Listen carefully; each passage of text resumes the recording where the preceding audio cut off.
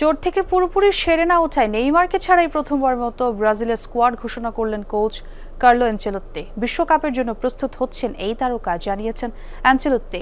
25 সদস্যের ঘোষিত দলে নেই রদ্রিগো, আর 2 বছর পর ফিরেছেন ক্যাসেমিরো।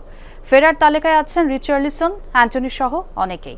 আগামী 5 জুন ইকুয়েডর ও 10 জুন প্যারাগুয়ের বিপক্ষে বিশ্বকাপ বাছাই পর্বের ম্যাচ খেলবে সেলেসাওরা।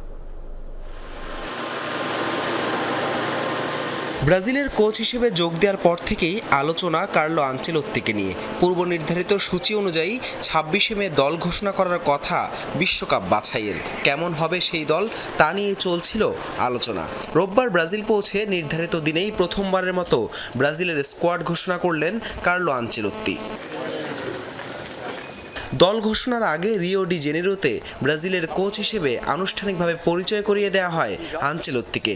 এরপর ঘোষণা করা হয় 25 সদস্যের স্কোয়াড, যেখানে 2 বছর পর দলে ফিরেছেন ক্যাসেমিরো। কোচ হিসেবে আনচেলোত্তির নাম ঘোষণার পর থেকেই গুঞ্জন ছিল দলে ফিরছেন একসময় রিয়ালের জার্সিতে মাঠ মাতানো এই মিডফিল্ডার। আর্জেন্টিনার বিপক্ষে খেলা সবশেষ দল থেকে বেশ কিছু পরিবর্তন এনেছেন ব্রাজিলের নতুন এই কোচ। ইনজুরি কাটিয়ে ফিরেছেন এলিসন বেকার। এছাড়া মার্টিনেল্লি, রিচার্লিসনদের সাথে ফিরেছেন রিয়াল বেটিসের হয়ে দারুণ ছন্দে থাকা অ্যান্টোনিও। তবে জায়গা হয়নি আরেক ফরওয়ার্ড রদ্রিগো গোজের। রিয়ালের হয়ে শেষ দিকের ম্যাচগুলোতেও ছিলেন না এই তারকা। তবে সব ছাপিয়ে স্বাভাবিকভাবেই আনচেলোত্তির ঘোষিত দলে বড় আলোচনা নেইমারের না থাকা নিয়ে। যদিও ইনজুরি থেকে পুরোপুরি সেরে না ওঠায় স্কোয়াডে জায়গা হয়নি এই তারকার, সেই ব্যাখ্যা দিয়ে কোচ জানালেন বিশ্বকাপ নিয়ে নিজের এবং নেইমারের লক্ষ্যের কথা।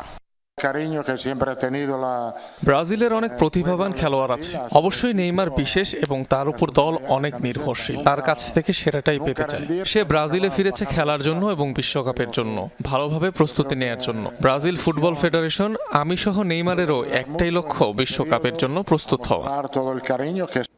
বিশ্বকাপ বাছাই পর্বের ম্যাচে আগামী 5 জুন ইকুয়েডর ও 10 জুন প্যারাগুয়ের বিপক্ষে মাঠে নামবে সেলেসাওরা। 14 ম্যাচে 21 পয়েন্ট নিয়ে এখন পয়েন্টস টেবিলের 4-এ অবস্থান করছে 5 বারের শিরোপা জয়ীরা।